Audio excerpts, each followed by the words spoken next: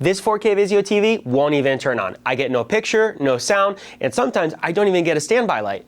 In today's video, I'm going to show you exactly how to diagnose the problem and fix it. Let's start by removing the back cover. For those of you who don't know me, I'm Nick. I started Nick's TV Repair over a decade ago, and since then my team and I have fixed over 1,000 Vizio TVs. Today, I'm going to share with you some of the tips and tricks we've learned along the way that will save you time and money. This repair is fairly basic, but does require some patience and tools like a soldering iron. Don't worry if you don't have one, I'll give you an alternative solution in a moment.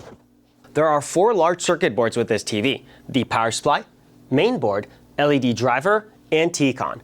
The 2 boards that commonly cause a no power or won't turn on issue are the power supply and the main board. Now there is an easy visual check we can perform to identify which one is at fault. We're going to start by looking at the power supply, more specifically on the top right corner. We'll notice these cylindrical components. Those are called electrolytic capacitors. When they start to fail, they can sometimes start leaking electrolytic fluid from the bottom of the component where the legs are. Now this isn't the case in our scenario. However, also from the top, they can start to dome, indicating that they have failed. As you can see, this one is slightly bulging at the top, whereas this one is nice and flat. That confirms these capacitors have failed. Now, because we can tell the capacitors on our power supply have dome, that confirms that our power supply is defective and thus needs to be repaired.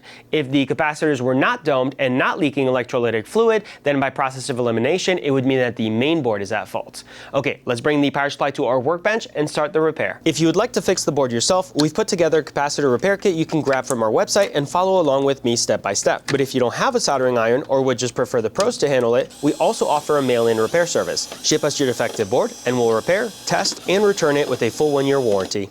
I'll have both options linked in the video description down below. So I have my capacitor repair kit ready, some solder, and desolder wick. My first step for the replacement process is to loosen the capacitors from the board since they are attached with silicone. We don't technically care if we damage the capacitors since they are already bad and are going to get replaced. So I'll use my needle nose pliers to twist them to loosen them from the board. Now that they are loose, let's look at each component more closely. You'll notice there are 2 different types of capacitors. 7 are rated for 1000 microfarad 16 volts, while 4 of them are rated for 470 microfarads 50 volts. Now that they are loose, I'm going to put them back flat against the board, and we'll start with the replacement of the 1000 microfarad 16 volts.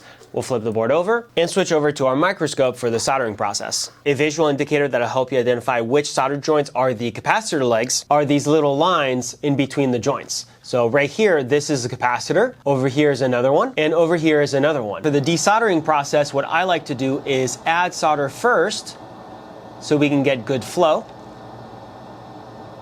And now that I have good flow, I'm actually going to grab the capacitor from the bottom side of the board, and as I'm melting the joints, I'm pulling it through, just like that. Another way you could do it is, again, start by adding solder to the joints to get good flow again, and then using the desolder wick to remove all of the solder.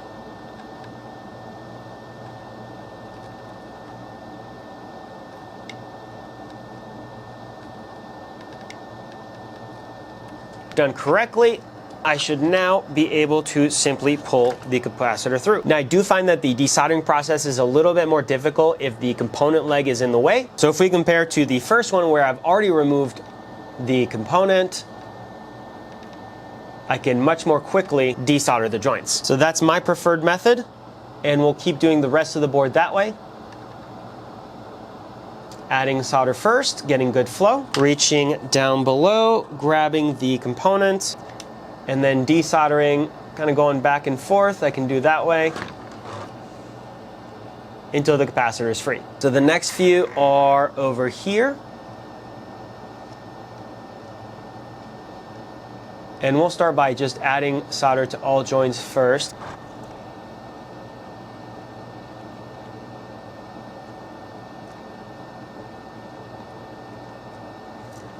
And then we'll desolder them all in one go. There's one. There's 2. 3.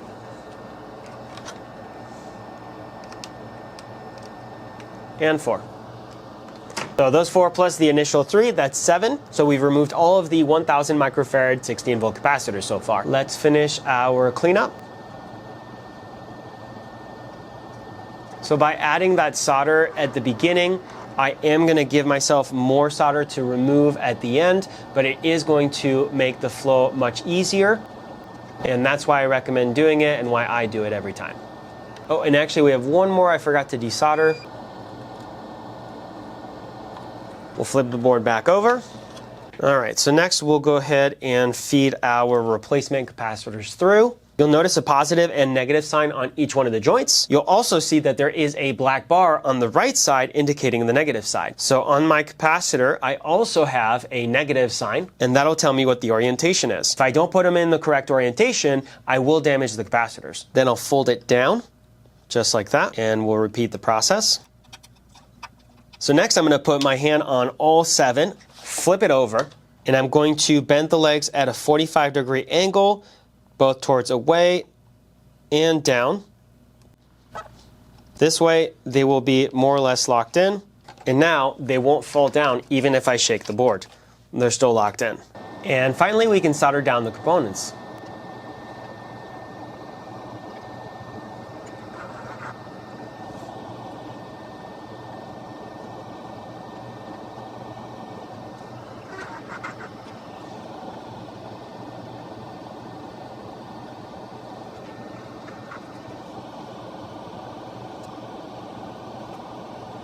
Next, we'll cut off the leads. Now, I don't necessarily have the smoothest joints everywhere, so I'm going to add a little bit of flux. I don't think this is really necessary, but just to make sure we have a good smooth joint. And now we'll touch them up.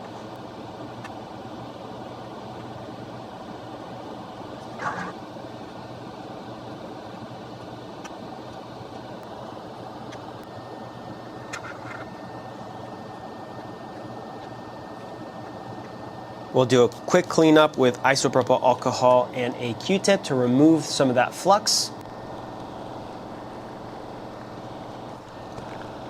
Okay, and this is our final product.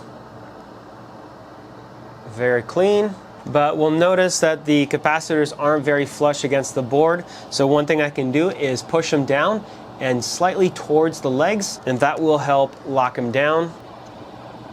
Now for this next set, they don't actually have that same visual indicator like we had right here.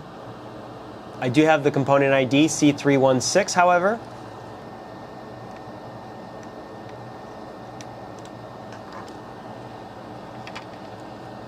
And so these are the 470 50 volts rated. And then these over here, this row does not have a location ID, does not have a visual indicator. So what you'll have to do for those is pretty much just flip the board over, back and forth to identify them.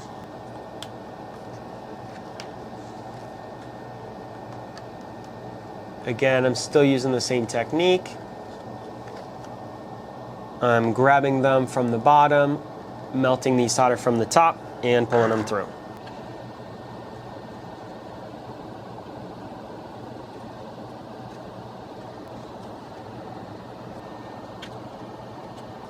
Same as before, we're going to line up the negative with the negative, the positive with the positive. We'll feed the capacitors through, fold them down, flip the board over, bend the legs at a 45, and we'll repeat the process 3 more times.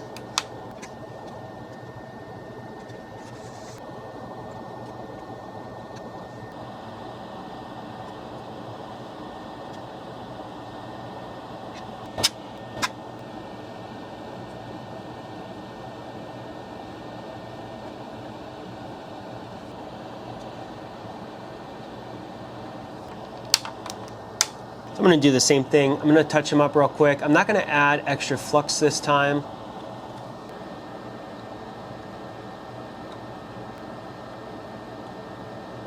But we're definitely still going to want to clean up some of the burnt flux.